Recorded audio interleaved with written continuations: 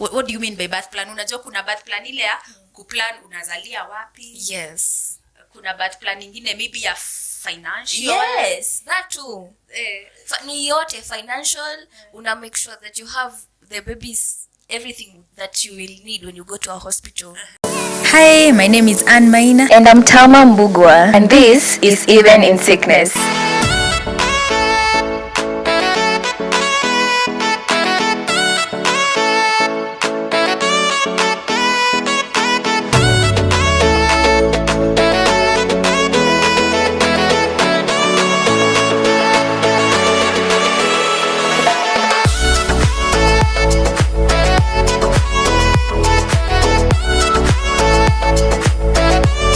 Jambo. Sasa.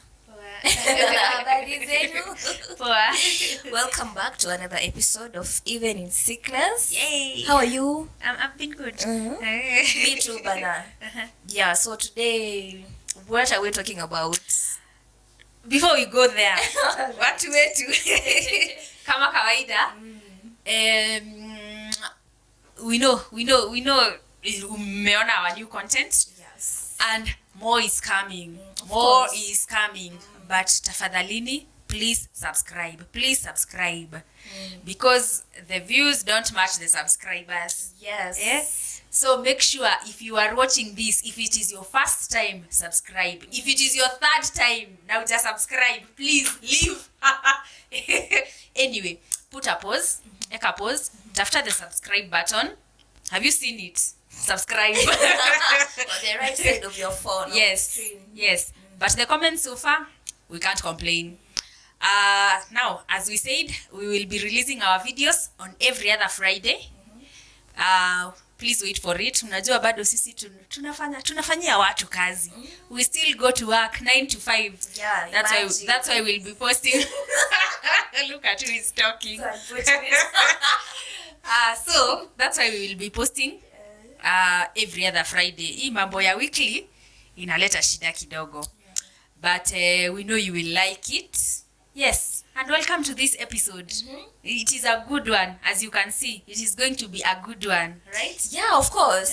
In Fridays, it's always a date. Of course, like the Afterwards?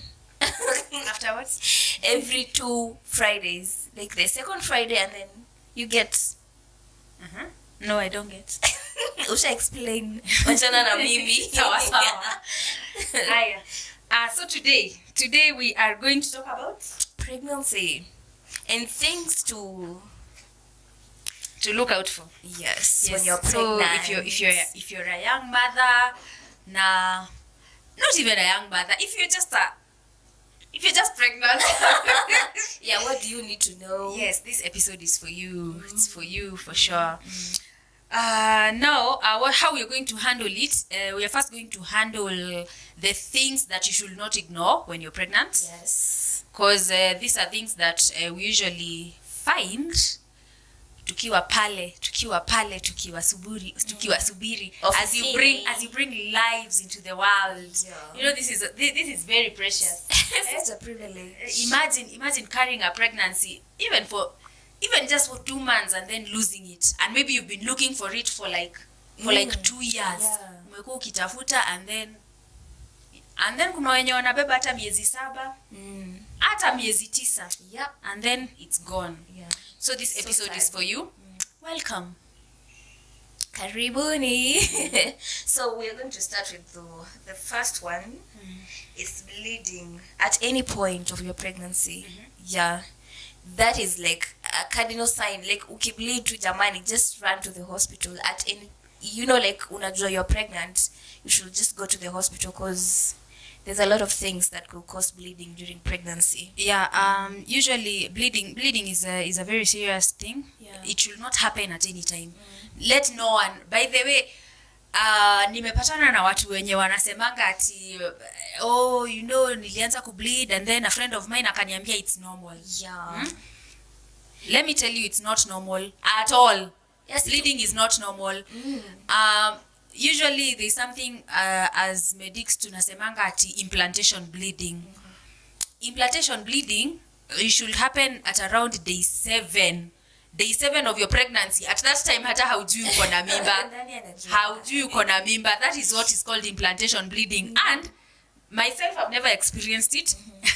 But by what I understand, it should not be bleeding. It should be spotting. Yep. And it is nile tu spot kidogo. Na haifai kuwa ati it's real blood. It's pinkish brown something. But the moment at 7 days hata haujui ati uko na mimba. At 7 to 2 weeks. But the moment you realize you're pregnant, please, it is not normal to bleed.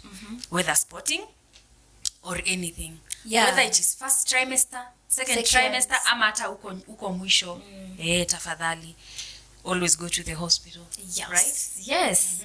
We encourage that, Bana. Because if we can save that pregnancy and you, of course, why stay at home? Ama mbona usikize watu wa home? And it can be a sign of very many things. But usually the first sign, especially kama mimba iko ndogo, it's usually just a sign of miscarriage. Yeah. And if it continues, obviously you're going to lose the need. But later in pregnancy, it can be a sign of placenta previa. It can be a sign of placenta abruption, or even labor. There are people who labor ikianza bleeding. Sawa. I think that is it. The next point we will look at is water breaking. Yeah. Water breaking, you know. Wanakujanga wanasema ati nimekuwa nikikojoa na haiwachi. That's what I wanted to say. Recently I had a patient mwenye alikuja akasema mkojo inajitoa tu yenyewe na haishi. Nikamuuliza tangu lini? It had been like 2 days. Do you know actually before for 2 days? Wait. Yeah, I know. The first time actually nilisikianga hivyo because this was not the first time. The first time haikuwa imenihit ati ni water breaking. Tafadhali medics, give us a break. Wacha tutumie tu water breaking. We have to use layman's language. Yes. So mi nikafikiria by the way ni mkojo inatoka. So you know I started doing urinalysis and like okay, of course I was still young in the field. I'm still young in the field though. Yeah, so anyway, yeah, water breaking. Mtu anaonanga ni kama ni mkojo tu ukitembea kidogo ama ukicheka unasikia inatoka. So water breaking. And this can happen even very early in pregnancy. Yeah. Very early in pregnancy, it's also a sign of pregnancy loss. Yeah. And you can lose the baby because of water breaking. Later in pregnancy, usually it's a sign of beginning of labor. Yeah. But at any point, just come to the hospital. Because pia when maji ikikuwa kidogo, kuna kitu tunaita oligohydramnios. Poleni. Maji ikikuwa kidogo kwa mwili, it brings other things like infections. And just pregnancy loss, right? Yeah. Yes. Oh, it's my turn. Okay, so I'm going to talk about hyperemesis. What is hyperemesis? And explain na lugha yenye watu wataelewa. So hyperemesis is when a woman tunaitanga morning sickness, lakini sasa inakuwa ile severe, ile so uncomfortable that kuna the normal one, ile ni, you know, a bit of nausea and vomiting. Lakini when you have hyperemesis, you're vomiting a lot and then you have a lot of abdominal upset. Is it abdominal upset? Stomach upset. So we admit you actually for like a day or 2 or 3. We observe you, we give you a lot of fluids because you lose a lot of electrolytes.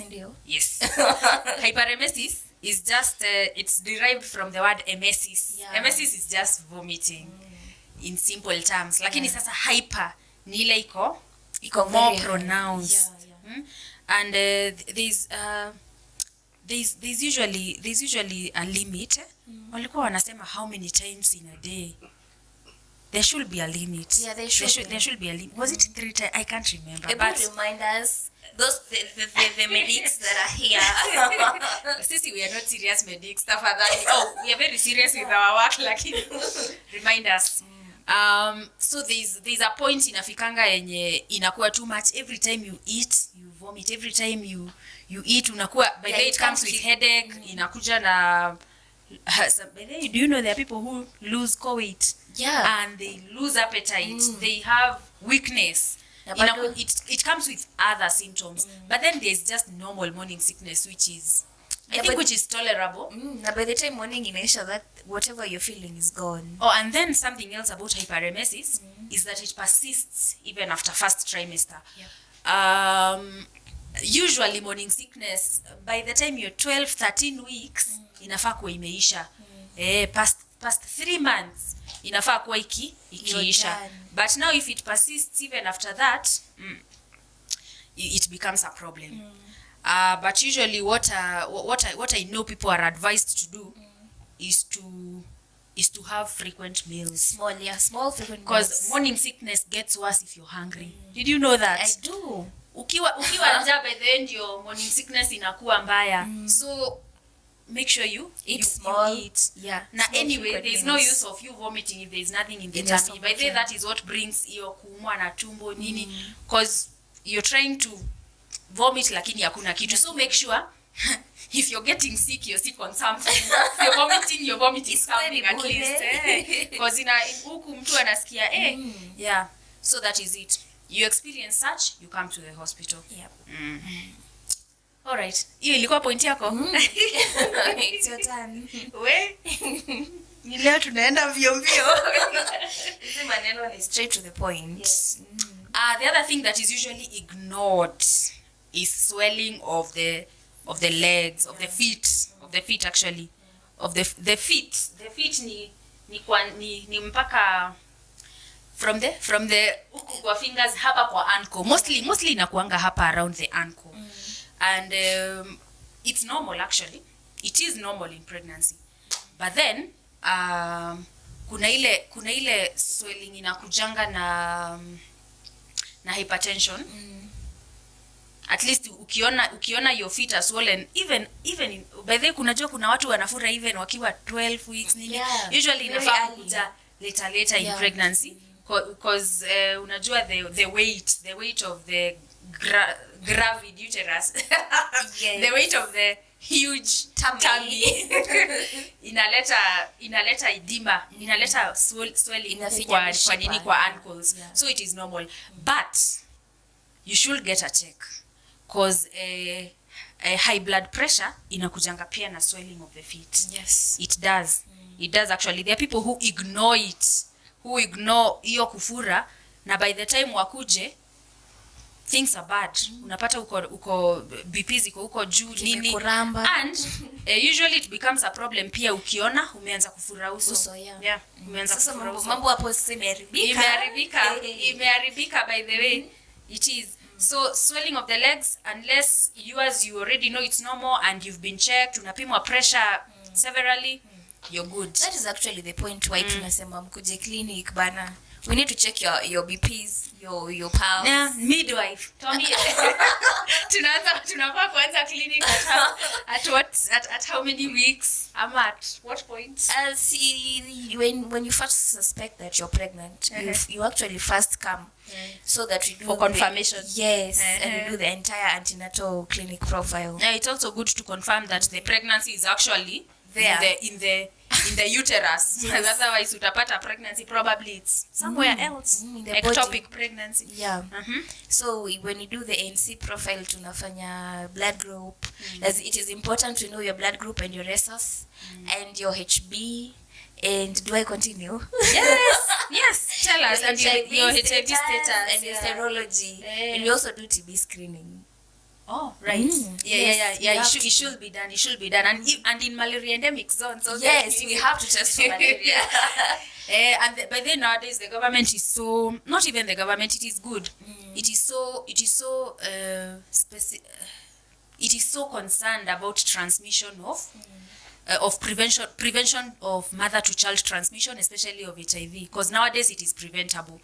What do you mean by birth plan? Unajua kuna birth plan ile ya kuplan unazalia wapi? Yes.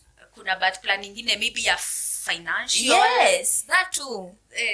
Ni yote financial, una make sure that you have the babies everything that you will need when you go to a hospital. You could be having HIV and you're pregnant. Yes. Na haujui. So you can avoid transmitting it to the child. baby, yes. And you know HIV nowadays is tested CG after every in every trimester. After Every every trimester? So the first time we take the test, we do it after every 3 months. So every trimester we have to know, and then after at delivery. birth. No, even at birth. Yes. When you come to deliver, and then 6 weeks after delivery, right? Yes, Yeah. we have to. We aim at prevention of mother to child, because Very important. yes. So I was saying it is important to go to the clinic because we catch these abnormalities, even congenital abnormalities. We catch them early. Kama we have diabetes ama hypertension, gestational lenye imeletwa na pregnancy, we catch it early, ndio so we prevent complications zenye we can avoid. Yeah. For sure. So watu waende clinic, watu wache kunini. Tulikuwa tunaongelelea nini? Tuende kwa mambo ya clinic. Hyperemesis. Hapana. Swollen legs. Really? Yeah. When you said about it being brought about by hypertension. Okay, sawa. So that is it. Mmesikia? Haya. So by the way, umetuambia how many clinics should one attend? Ideally. Nowadays I think it's once a month. Then we have to break it. Kuna kitu inaitwa focused antenatal care. Well, all right. Hiyo sasa itahitaji a whole other video, because it is broken down hivi like what to do, what you need to know, what things are done kwa hospitali. But whenever natuma wa mama huko kwenyu huko kwa ANC, naonanga mnawaandikianga tu TCA after 1 month. Ni ile tu sasa, at least we make sure that you're okay and the baby is okay. We just encourage more. You know, the more times unakuja clinic, the better. Safety first. Anyway, sawa. So that is it. Was that your point or my point? Hey, that was your point. That was my point. About swollen legs. Sawa. Mine is actually hata nimesema I wanted to say about hizo stories za clinic. What was the point? Or carrying the booklet whenever you go. Wherever you go. Yes. Unaona venye hata kama si clinic. Unaona venye unabeba ID. You're pregnant. Hata first trimester. Yes. Okay. You're pregnant, alafu umeambiwa nani kuna kazini yako ako na Rora show. Tuseme unakaa Nairobi, umeenda wapi Bungoma. You carry your book. Atusemi that anything will happen. We don't advocate. Okay, we are not saying that bad things are going to happen, but carry your book in case you need to go to a hospital. Sisi, we check that book is everything. Ni kama yeah, it has all the info. By the way, it has all the info. I think the first thing hata unaitishanga mama tu akikuja kitabu ya clinic iko wapi? Hata siwezi kuguza kama una hiyo kitu. Iko wapi?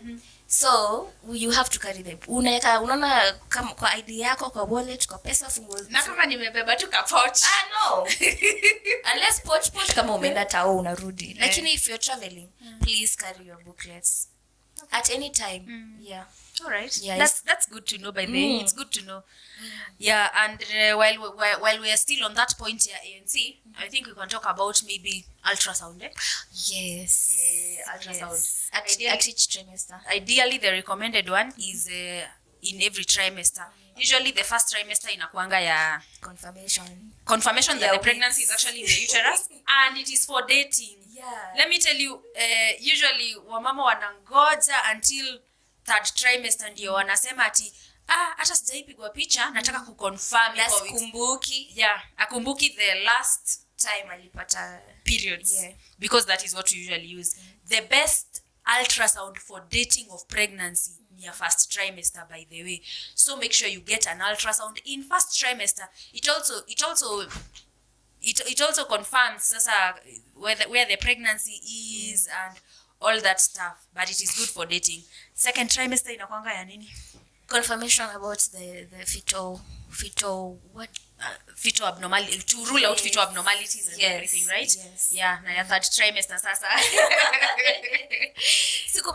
Hiyo sasa ni ya to rule out malpresentation. Yes. Ku confirm tu ati malposition.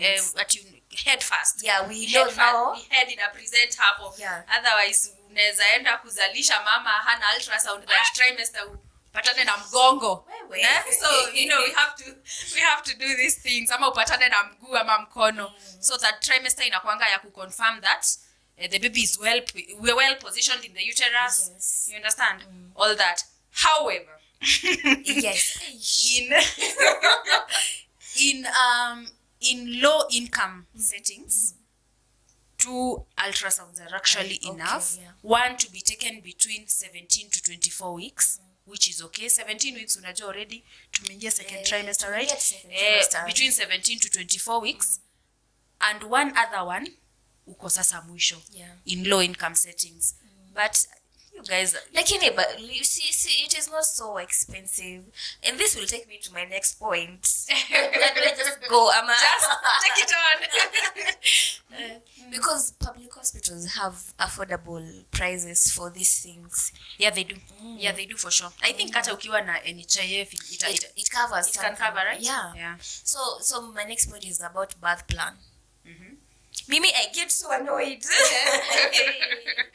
when a woman comes, aje kwa kenda clinic, and then she's here, she's already in labor.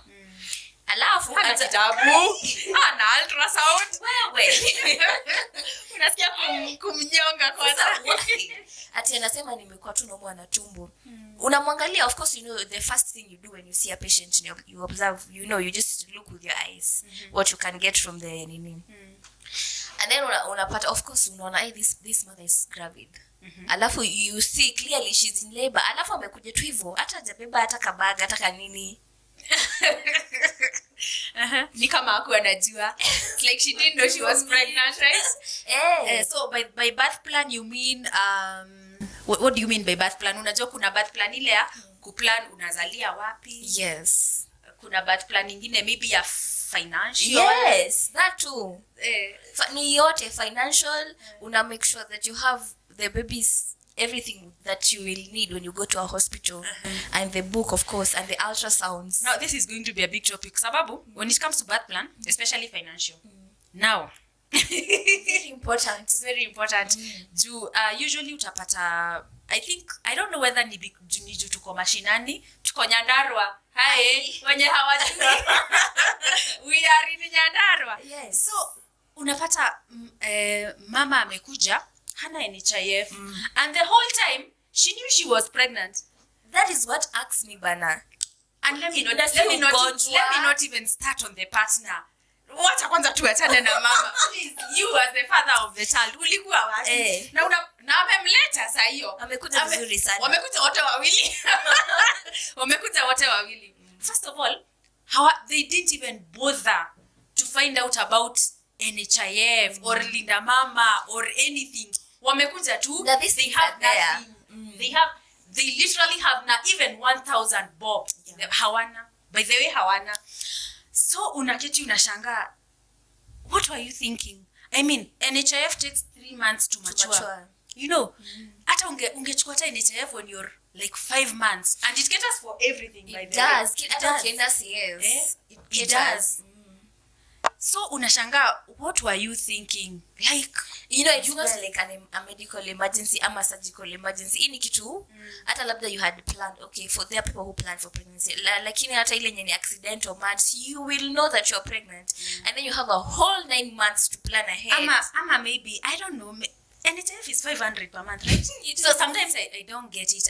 I honestly don't get it, because you're better off paying this 500 per month for 3 months than coming to the hospital and delivering alafu tukuitishe cash ya 6,000 ama 10,000. Sasa which one was easier?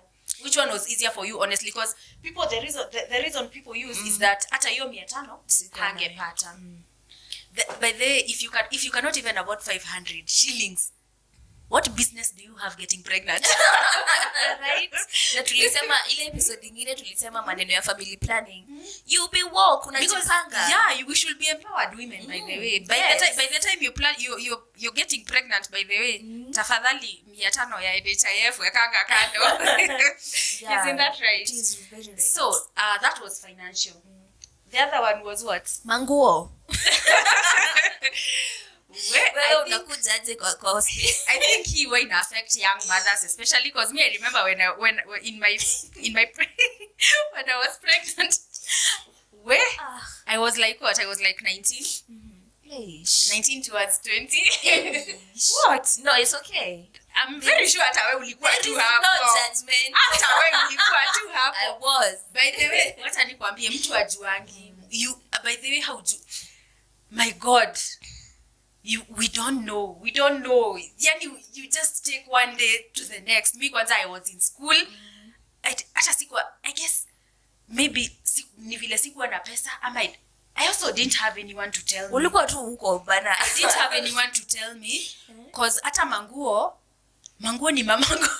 She's the one who bought them. She bought them in Nairobi and sent them all the way to Eldoret because I was in Eldoret and sent them. I remember actually hata haku amezifua. Alibai za mtumba nikatumiwa na mimi in my naive mind, yani singefikiria ati juma nguo sasa zimefika wacha nifue. Do you know? Of course I didn't have any chayef. I literally had no plan. I had no plan because I remember ile time yenye I delivered mtoto wangu actually alivalishwa manguo za mtumba. Hizo kama hazijaoshwa. Oh my God. Na sasa wakupiga because I know ama ulienda hata nilienda hosi. First of all, I didn't even have a booklet. Wewe ndo unaongelelea hapa. Yote I didn't have a booklet. I think I had attended like one ANC clinic. Nilikuwa tu nimeenda one like this na nile nilipelekwa bado nilipelekwa na mamangu. My God. Ulikuwa unasomea medicine? Where? Stop it. Stop it. Hey. No, I was in first year. In my defense, if I was a midwife in that hospital. In my defense, I was in first year. So nimeenda hapo. Huyu hata ana kitabu ya clinic.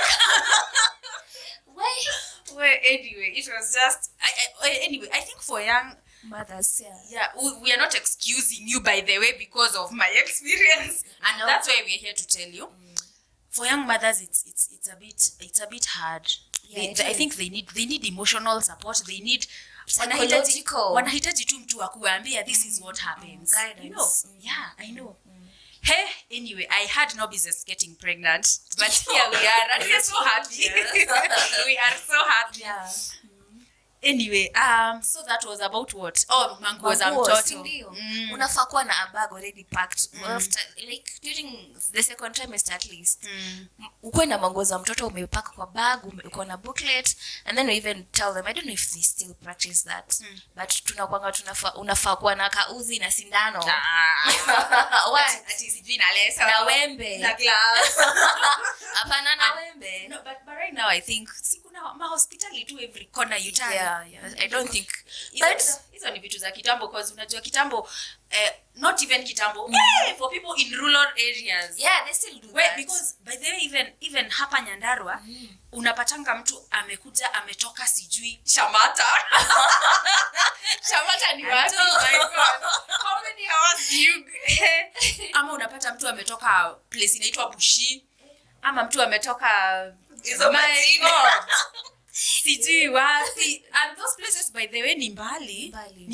I don't know whether they are health centers huko za kuketa for these people. Lakini sasa kihappen at 3 a.m. Na dispensaries zimefungwa. No, me myself sijui kama naweza enda kuzalia kwa dispensary because if in case of birth complications, unajua wewe, they have to be sent sijui where for CS. Anyway, we are not saying obviously go to the nearest health center. So if you're in a rural area and you know you cannot access a hospital easily, tokea bana. Beba leso. The normal things. Zile vitu tulikuwa tunafunza. Beba leso. Beba nini ingine? Kawembe na kauzi. Akiyo inakaa sijui. Lakini sasa atafanya nini? Na sasa nguo ya mtoto at least warm clothes. Hata kama ni hizo Hey, kwanza this place is cold. This alafu unapata mtu wako na kashuka moja. Oh my god. Anyway. Mimi hata siaminingi sometimes ni mimi nikipiga kelele huko. This women sometimes inakanga kama it's like ignorance. Lakini hizo cases zenye tunasema zenye mtu anakuja akiwa amesha already deliver kwa barabara ama kwa gari. We have had cases this year. You have? My god, me I thought those cases like I don't know. It's been a while. Alafu anakaa home. Do you know? They deliver and then anakaa home. What are you doing? Unafanya nini nyumbani? Where? Okay, it's fine. Labor is spontaneous. Lakini see when you get there, okay, kuja hospitali ni sawa basi umezalia nyumbani. Lakini unafanya nini home 2-3 days later? Wow. Hey, birth plan. When yeah, birth plan. Yes. The other thing I think we can talk about birth plan is place of delivery. Yeah. Is that in the birth plan? Yes, it is, right? Yeah, kama unachagua mahali, you decide where you want to go because that will affect even your mental health. Ukienda mahali utaongeleshwa vibaya ama mambo ita happen, alafu pia delivery itself is traumatic. Yeah. So you just go where you're comfortable. About birth plan, unapatanga kuna mtu maybe amekuwa akienda clinic sijui wapi. And then anaenda kudeliver in another facility. Place, yeah. Although that one sometimes is unavoidable because utajipata maybe umeenda mahali and then you have to, Ndio maana nasema kitabu is very important. Yeah, kitabu is, and even ultrasounds. Sababu mimi ukinipata kama hauna picha my friend, tutapiga. Na utatoa do. juu ukienda kuzaa hapo alafu mguu inatoka kwanza uanze kusema ni fault ya daktari au kukuja na ultrasound. So utarudia hata ukiwa hiyo 8 cm yako, right? Yeah. Yes. Yeah. I think that is it, right? Yeah. People should plan about should just have a plan. By the 9 months is such a long time, for you not to be prepared. Yeah, it is for sure. I think the other very important point, although tulikuwa tume-mention kidogo, is about blood pressure. Yeah. It's about blood pressure. Because it's among the top 5, actually, so the top 5 killers, ama the top 5 of pregnancy loss. Yeah. And what's the word to use? Maternal mortality and morbidity. Death, yeah. Yes. It's among them. The first one obviously inakuanga bleeding, bleeding disorders and all that. And then there is hypertension. Let me tell you, in that period yenye public hospitals zilikuwa zimegoma, we experienced so many fetal deaths, right? Yeah. And I think they were more than 5. Okay, for our facility 5 is a lot. And all of them were because of hypertension. I remember there's a lady who came in clinic. She only had one reading, high blood pressure, but she was feeling okay. Alikuwa tu na headache. At I think it was like at 32 weeks. 32 weeks ni mbali. 32 weeks is like how many months? 8, 7. Yeah. So at 32 weeks akakuja tu so she had headache. And there was no any other symptom. So akapimwa BP ikakuwa high. But then there was something else. Juu ultrasound haikuwa ina match na dates. The ultrasound ilikuwa inaonyesha the baby was much smaller, which is another symptom. We call it IUGR. Yeah, small for restriction. Yeah, just no small for gestation. It's usually another sign ya vitu kama pre-eclampsia and eclampsia. Those are the main hypertensive diseases in pregnancy. So I called the gynecologist. He was like, admit that patient. Please admit. Control blood pressures. And then when you're comfortable to discharge them on medications. She refused. Alikataa. Na kwanza walikuwa na bwana, walikuwa na the partner. I mean, she's okay. Alisema no, the only thing ni headache. Tupatie tu hizo dawa, si tutakunywa wapi? nyumbani. By then, do you know she didn't even finish 2 weeks. So imagine they came together. Aliletwa. So they said, yeah, she came not less hata haikumaliza 2 weeks, by the way. She came with fetal death. Yeah, she came with fetal death at 32 weeks, and it was so sad. It was so sad. Wow. By the way, hypertension is ignored. A lot. It is ignored. Atasema tu ni kichwa. Lakini unajua, when I was practicing in Murang'a, when I was in internship, unajua nilikuwa napata wakisema blood pressure. By the way, normal blood pressure is anything between 100, the upper one, we call it the systolic, 100 to 120, 140, 90 to 140. Unless it's updated. 100 to 120. Okay. Yeah. And then ya chini 60 to 80. But for pregnancy, by the way, it's very specific. So I'm telling you, nikiwa internship Murang'a, I don't know why they used to consider blood pressure 150 in pregnant women normal. Hiyo kitu ndo huwa sahihi nani? No. I always think about it. Like blood pressure ingekuwa 140 over like 100, they used to say it was normal. I don't know why. Anyway, so any blood pressure that is above that, ukikuwa na blood pressure ya 130, usually tunakuobserve in pregnancy. But anything 140, and that's why we insist we get one reading of an abnormal blood pressure, especially in pregnancy. We admit Right away. We admit so that we can monitor these pressures. Yeah. For blood pressure we cannot take one reading. Hatuwezi pima tu tuseme ati 130, leo ilikuwa 130 ama leo ilikuwa 140, tuseme hata 140 over maybe 100. But then we will admit you so that we can know hii trend iko aje, yeah. Because we miss it. It has a lot of hypertension has a lot of complications. Yeah. And the minute you go from hypertension to preeclampsia, it's in the blink of an eye. And preeclampsia these are huge words, eh? Yeah. Preeclampsia is just a form of hypertension in pregnancy, whereby it can be manifested in proteins in urine, and the most worrying sign is usually small for gestational age, yeah. And fetal death, because it limits the blood circulation, maternal blood circulation, from reaching the fetus. The main complication here is fetal death. And the moment it goes from preeclampsia to eclampsia is also in the blink of an eye. You remember, yeah. The patient we had? So should we talk about it? So anyway, no, the patient we had, the maternal. Yes, your time I was not around. Oh, you were not? Sorry. No, you were. I was not. It was news. Nilikuwa naambiwa, did you know we had a maternal? What? Since when? Anyway, so this is it's a lady who it was so sad. By the way, this was sad. During clinic, I think pia ililetwa na hii mambo ya hospitali kustrike. Akiwa kwa clinic, she had one reading of high blood pressure. Just one. But she was not attended to by a doctor. I think she was seen by maybe either an antenatal nurse or a clinical officer. I'm not sure. Okay.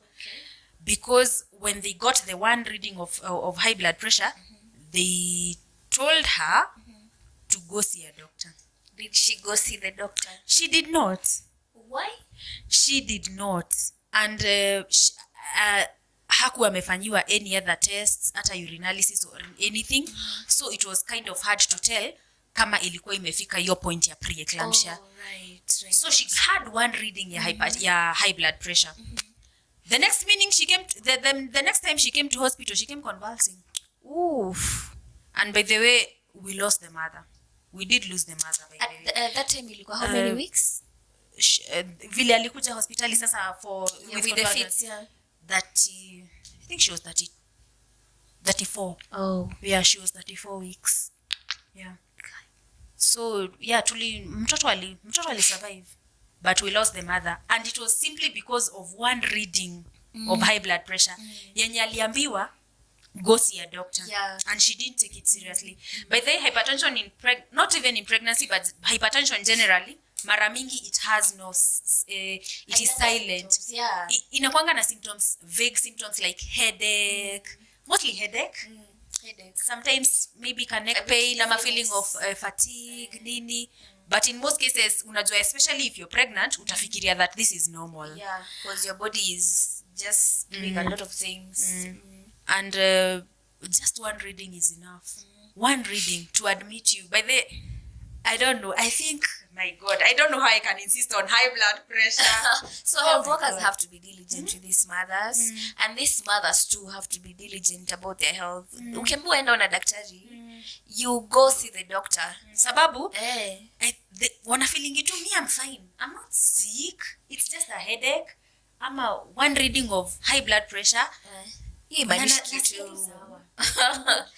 Guy, you'd rather be safe, Aki. So the next time she came, I mean, that was it. So sad. Yeah, it was. It was. While we're still on the point of high blood pressure, I think you had a point. Yeah, fits and conversions, maybe. That is a sign of definitely high blood pressure in a pregnant mother. That is uncontrolled, actually. Yeah. That has gone on for a while. Unless what you are have fits? epilepsy. What are fits? Please, what are fits and convulsions? You don't know. I can use layman's language.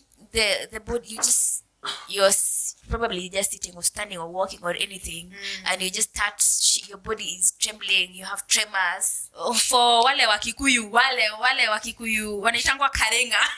Karenga. Kongang'adhana. That is the word. Na watu wanasemanga kifafa pia. They say it, uko ushago ni kifafa. So it is a sign of, kwa sababu we have mothers with hypertension and you were developed during pregnancy, and they are on medication and they actually deliver normally with safely, na hiyo maneno inaisha. So let me tell you something. Fits and convulsions, okay, they do happen actually. Utapata kuna mtu tu amekuja nayo, and that was like the first episode, na hakukuwa na any reading ya high blood pressure, like they've just come. But in most cases, ni wale wenye wana ignore high blood pressure in pregnancy. Because by the time you get to convulsions, sasa hiyo ndio tunaitanga eclampsia. We don't want to, hatutaki kuwatokesha na so many medical terms. We just want to insist on high blood pressure. Usually it's a sign, convulsions in pregnancy is a sign that you have been having high blood pressure for a while. And it has not been controlled. Imekuwa tu, imekanyagiwa tu until now it has reached that point. That is the seriousness of high blood pressure. Fetal death, which in fact, number one, fetal death, it's I don't know. And it is so sad. By the vile tu tulisema, imagine carrying a pregnancy for 9 months or 8 months, 7 months, and then you lose it.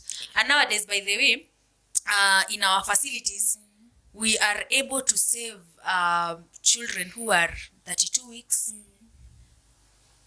In good settings, we have newborn units. In good settings, at 28 weeks nowadays. Imagine they survive. Newborn ICUs. I mean, Ziko. Yeah. At 28 weeks, wizi wana survive. Yeah. If wakienda in a good NICU and all that. So it is possible to save this pregnancy. Unless you want to lose it. Yeah, unless that's the plan. Kama you the plan, okay, sorry. We are sorry, but by the time we've got 28 weeks, it means you wanted to keep the pregnancy, right? Yeah. So I think that's all about hypertension. Please be diligent about your health. Even partners, they should be diligent. See at ile na wewe mama, the wife wants to stay, they want to be admitted, and then you're saying apana, no, we cannot stay. She's not going to be admitted. No, I've seen very many cases of that. No, just sababu ukisema hivyo, we cannot force you. Ile nayo tuliambiwa, we cannot force you to stay if you but don't me, want to stay. I will make you sign. I will make you sign against medical. Yes. She refused to be admitted. Note down. Note it down. At some point, somehow, we are responsible for your life. Yeah, we are. We are for sure. Because, let me tell you, maternal mortality and morbidity in Kenya is a very serious thing. A serious Wait case. until you get a maternal mortality. Wewe. Utajua the system is not playing. Ile ma audits munafanyanga. You have audits. My God. Munavurutana. You inspect from the time this patient was admitted. What happened step by step until it has helped to reduce maternal mortality. Really. Nah, I don't know. Me, I will make you sign. By the way, you're pregnant. You refuse to be admitted. I will make you sign. Umekata. Enda nyumbani. And that's okay. And that's okay. So take note. Yeah. Was that your point or my point? Both our points. Well, I think now the other point is about baby not playing, not perceiving fetal movement, not feeling the baby kicking. At what time does quickening start? Quickening ni ile time unaanza kufeel ni kama butterflies kwa nini, mtu ana feel ni kama butterflies kwa tumbo. Those are not butterflies. Una feel ni kama yako wenye wange wajui ya pregnant, alafu unasikia na nasikia kitu inasonga. 20 weeks. 20 to 24. Between 20 to 24. Actually, the main gestation is 22. 22. Yeah, but between 20 to 24, yeah, the baby should be playing at that time. Kicking. This is something else that people, by the way, don't pay attention to.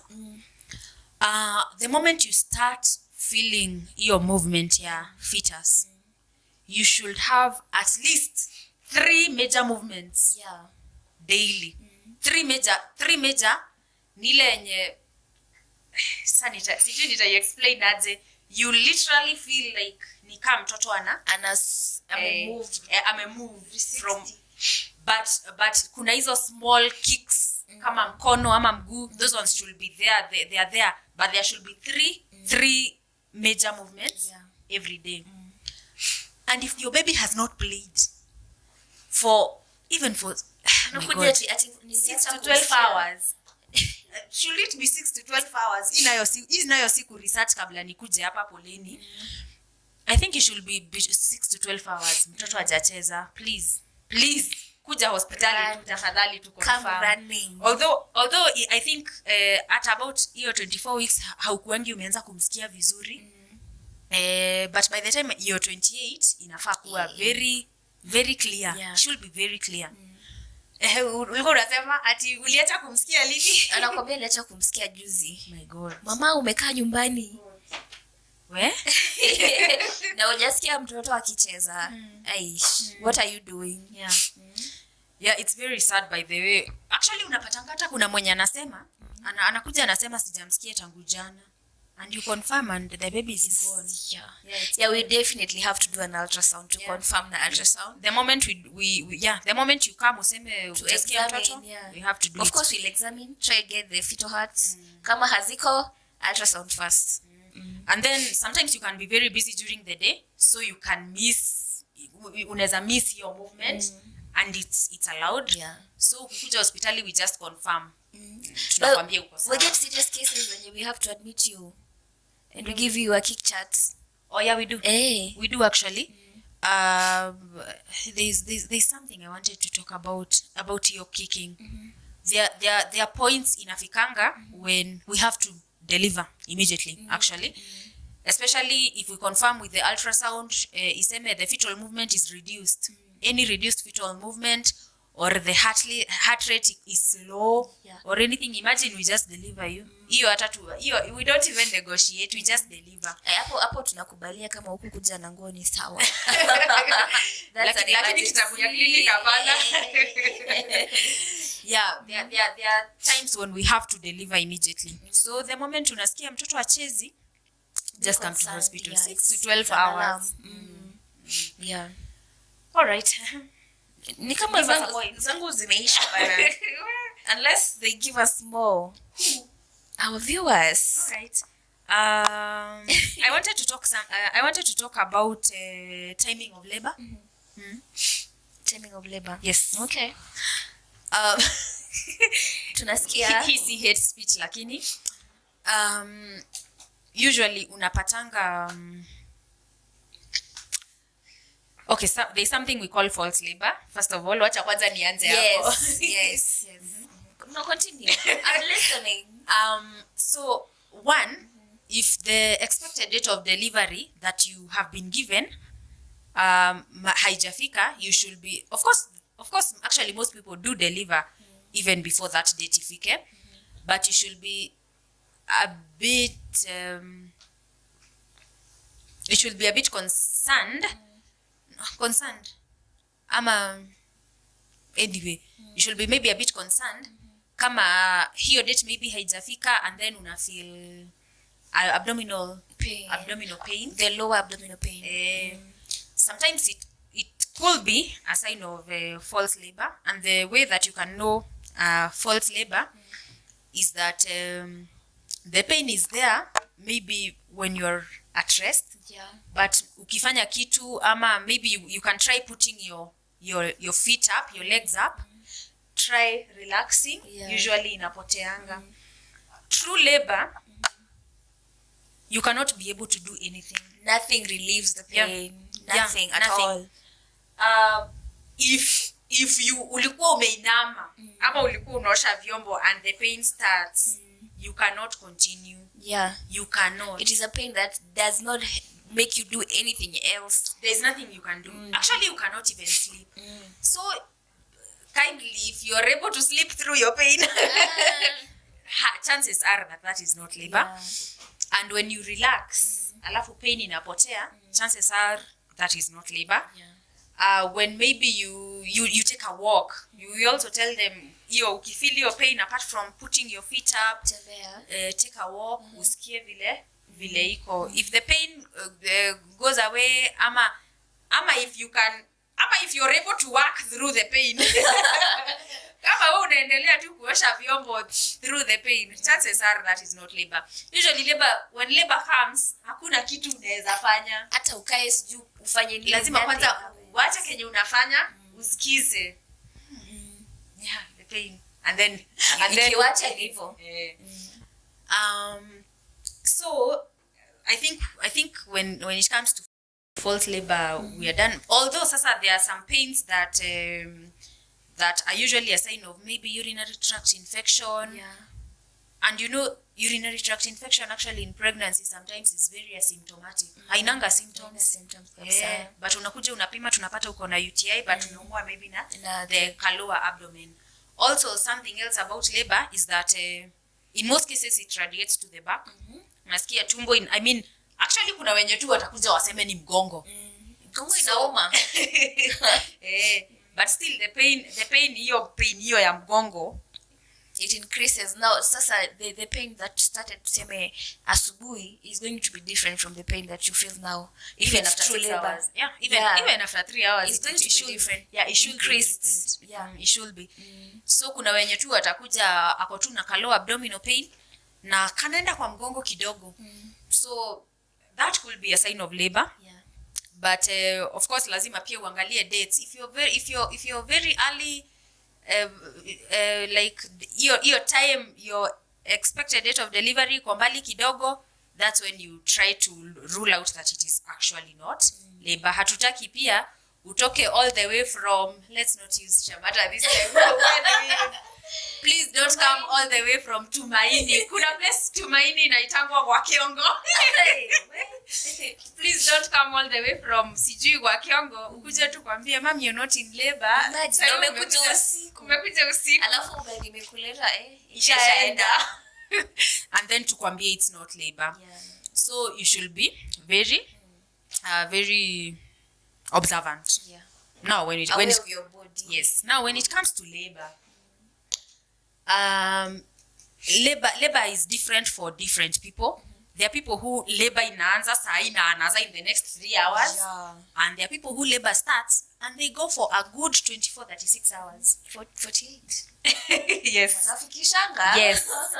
Even 3 days actually. Although anyway. So labor is different for people. Sometimes it depends. But now if you're a first time mother, and your labor starts, as we said, there are very specific signs of labor. Very specific. Pain that does not allow you to do anything.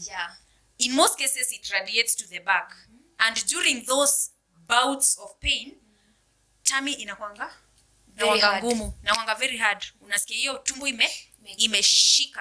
imeshika. You don't have to rush to the hospital at that time. Of course, jipatie time so that you can confirm that it is actually labor. Because even UTIs and even false labor pia utapata tumbo inashika, although si sana kama ile ya true labor. And then now this pain increases in frequency. Kama ilikuwa inaanzanga at how many like 10 seconds? No. Oh. Before we get there. Okay. Anyway, it varies with different people. Kuna mwenye hata inakuja once in like an hour.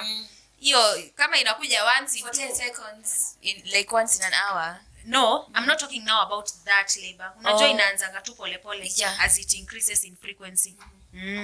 So inaweza kuwa inakuja like once in 2 hours, hiyo bado ile labor itaanza. So if you're close to the hospital, you can buy time. Yeah. You can buy time for sure.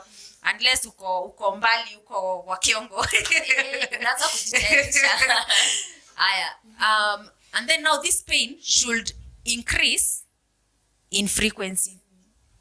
Kama ilikuwa inakuja once every 2 hours, after about 1 or 2 hours inafaa kuwa ikikuja once every hour, and then ikifika ile time yenye inakuja once every 30 minutes, sasa yenyewe enda hospitali. But if your pain is not increasing in frequency, chances are you could not be in labor. It also increases in intensity. Yep.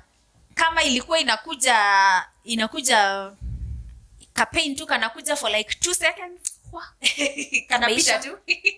Sasa inaanza kukuja for 10 seconds. Yes, 15, 20, mdogo. Lakini ikifika 30, what are you doing at home? Unafanya nini nyumbani wewe? So it also increases in intensity. Yes.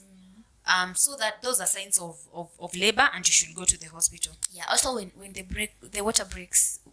Definitely. Hiyo tulishasema, please, anytime your water breaks, just come. Yes. we don't turn away mothers whose water has broken. By the way, we don't, even if hata tukikupima tupate hujafunguka and your water has broken, by the way, we will just admit you. Tukatuna wewe. Lakini depending on the setting that and depending on practitioners. Yeah. Kuna mwenye ukikuja apate uko 2 centimeters, my friend, utaenda nyumbani. Go back until you start true labor. Wanasemanga hivyo. Uchungu ya ukweli ikuje. Na hiyo uchungu ya ukweli ni gani? It should be 3 contractions in 10 minutes. Yes. Yeah, 3 contractions. 3 good contractions in 10 minutes. Proper. Na tumeshawaambia contraction. Si tumewaambia contraction. Contraction. 1, pain. 2, tumbo inakauka. Shika. 3, mara mingi inaendanga wapi? Kwa mgongo. So you experience this 3 times in 10 minutes. Yeah. That is labor. Now my God, that is labor. I just go to the hospital. So kuna places utaenda uambiwe wewe bado labor bado. Tegea. Enda nyumbani. But that is very hard in our setting. Sababu if you're close to the hospital, tafadhali jipatie ka time. Because let me tell you, this comes with a lot of complications, by the way. Yeah. Sababu there's someone who comes to the hospital, labor yake ijaanza, maybe ni ile ya once every 1 hour. Yeah. But they really want to be admitted. Nataka tu akuje akae hapo hospitali. They really want to be admitted. And you know what happens? After that? You've stayed with the patient for 2 days, 2-3 days. Hajawaiza, but the pain is there, although it's not kako kadogo. Unajua usually they start saying, daktari, mimi nilikuja hapa juzi sijawaiza. Na niko na uchungu. Na yule unajua alikuja jana. Huyo amekuja asubuhi ameshaza, and those are the complications that we try to avoid. Do you know as medics what we do? Sasa wewe tuwezi kuambia uende nyumbani. What do we do, Tama? We give you a capio. We induce. Yes. And induction also comes with so many risks. Man. It comes with so many risks. As much as possible, avoid induction of labor. Just wait for true labor to come. Yeah. True labor it's supposed to be natural. Easy. Yeah. It is easy and it is very uncomplicated. Ukianza kujiwekea complications za induction, now that and it also increases your chances of going for cesarean delivery. Shanza mambo za maternal distress, umechoka, mtoto amechoka. So ukikuja tu uambiwe uende nyumbani. Just go. unless ni mbali. Sasa mtu akikuja ametoka which other place, kuna kuanga mbali huko. Kuna huko Tumaini, kuna Shamata. Kuna wengine wanakujanga wanasema wametoka Wanjohi, sijui uko ndani tunaitangwa aje. Bushi tushasema. Anyway, so there are these people who come at maybe 3 a.m., 2 a.m. They are 2 centimeters. Definitely we don't tell them to go home. Hatuwezi kuambia uende home. We will just admit you. But me, honestly, I always explain. I always explain to them. I tell them, haujafunguka vizuri. You might deliver in 2 days. You give them the be very truth. candid. Be very candid. So that they can choose whether to go home or stay. To be admitted. Because we want to try to as much as possible to avoid kuanza kukupea sijui maji ya uchungu, lakini kuna mtu tu ametoka nyumbani tu amekuja akasema daktari niwekee maji ya uchungu. Ati mimi anasemanga mimi napeanga maji ya uchungu. Daktari niwekee maji ya uchungu. Zangi bila maji. Oh my god, me I don't even want to do those ones. I don't know. Ile mashida unajiletea tu mama. Anyway, my god. So I think that was about what? That was about, was it timing of labor? Yes. It was about timing of labor. Do you have anything else to add before I talk about I give my last point ish hapo? Sawa. I think the last point I had was about people who hop from one hospital to another.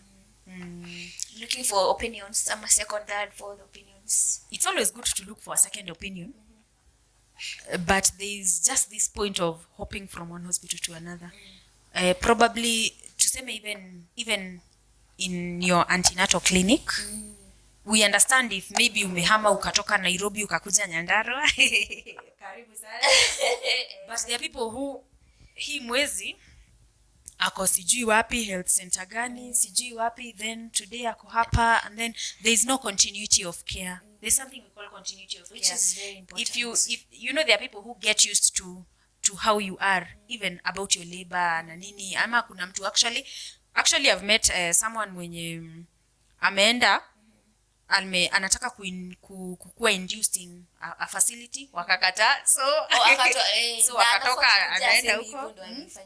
And you know we people who work in private hospitals, simple to say, we are sorry to say, at the end of the day we also want to make money for the hospital. So what do you think we're gonna do? Of course we're going to admit you and do a cesarean section if that's what you want. Yeah, unataka CS.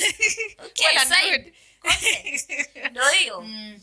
But anyway, I think that is it. I think we've addressed most of the things that you people face during pregnancy. Kindly, if there's something that we've not covered, kindly comment. Yeah. Ask a question. If you are pregnant or you're planning to be, or there's something that is bothering you, you're not sure about something, you can ask us in the comments. We will be sure, by the way, to answer them. If need be, we will tell you to go to the hospital. Yes. And please comment. Tell us your experience. Tell us. We need to know about your experience. When it comes to pregnancy and labor stories in Akwanga Mingi, please tell us about your experience. Yes. How did the medics treat you? Tafadhali tuambieni. Are we good people? Ama huku nje sisi ndio tunafikiria we are good. But we've tried to explain why we usually tell you to go back home. Because I think Kenya, the thing that bothers people is vile umeenda ukaambiwa uende home na uko na mimba na imefikia. Actually we didn't talk about EDD. Kuna wale wenye wanajua EDD yangu ni ya 18th January. Picha ilipigwa ikasemekana ni tarehe 18th January. So nimekuja kwa sababu EDD imefika. Yeah, then you tell them, mom, labor bado ijaanza, enda tu nyumbani, we wait for labor, but my EDD. And those are usually the ones that start talking about induction. Please, the expected date of delivery that you have been given, I'm very sure you are always told it is plus or minus 2 weeks. Plus or minus 2 weeks. Kama haijapitisha 2 weeks, wewe tulia tu nyumbani. Labor itakuja. You know, these things, by the way, Mungu pia anakuanga Lord that we believe in controls this thing. wakati mtoto atakuja. When the right time comes. Yeah. What do we say? His time is always... There's like a saying. Anyway, when the time comes, mtoto atakuja. Sawa, atakuja. Don't rush it. It is a normal process. Yeah. There's something else we didn't talk about, by the way. About cesarean mothers when you wanakaa nyumbani wanakuja in labor. Sawa. Alafu anakwambia akiona in a lot of pain ati unajua hiyo kwanza hata wengine you realize when you're doing the examination unapata kuna scar. You have no words. Really? Anyway, simply if you've had a cesarean section, hata kuna mwenye ana request nataka trial of scar. That's okay. It's allowed. Though not anyway. Not for, it depends with the obviously with the duration. There are a lot of things to consider. But please, this is in the plan of delivery, by the way. Yes. By the time umefika hapo ati unataka kutry scar, these are things that you should have spoken with your doctor during pregnancy. Ukiwa clinic. During pregnancy, uko time ya clinic, si kuja muidiscusia hapa. So, for mothers who you've had a cesarean section before, kindly, usually we just do another cesarean, unless otherwise. Yeah. And unless otherwise is if you discussed with your gynecologist, with your doctor, and you agree that you confirm it is safe. Yeah, it is safe. You can try. Nini. But for cesarean mothers, tafadhali usingoje hiyo ididi yako. Kuja ANC clinic. These are things that we solve. Yeah, usually we solve these things in the ANC clinic. Tunakubook for cesarean section. Oh my God, I think we've been talking for a while. Where? Comment. Tell us about your experience. We really need to know these experiences, by the way. Please, tuambieni, ulizeni maswali. We will be sure for this episode. We will review all your comments. Yeah. We will answer all your questions. What else? But we will review them in our next episode. Even if not in our next episode, we will be sure to review them. Yeah, for sure. Apart from that, I think we've covered most of the stuff. If we've not covered, just ask us. And that is it. Thanks so much for watching. Remember to subscribe. Yes.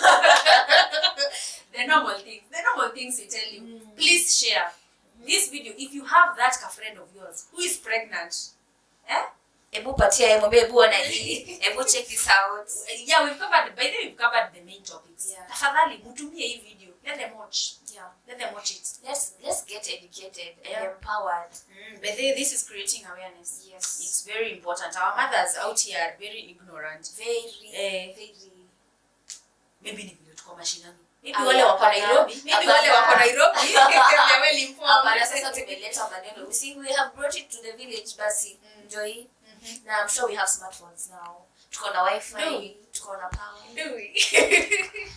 Anyway, basi tutaenda outreach. Tutaenda tuwakute basi home. Well, anyway, so guys, subscribe. My God, I will not get tired of saying this. Yes. Please subscribe. Vile tu niliwaambia in our previous episode. Imagine the number of people in my contacts hata hawajafika wale watu wenye wamesubscribe.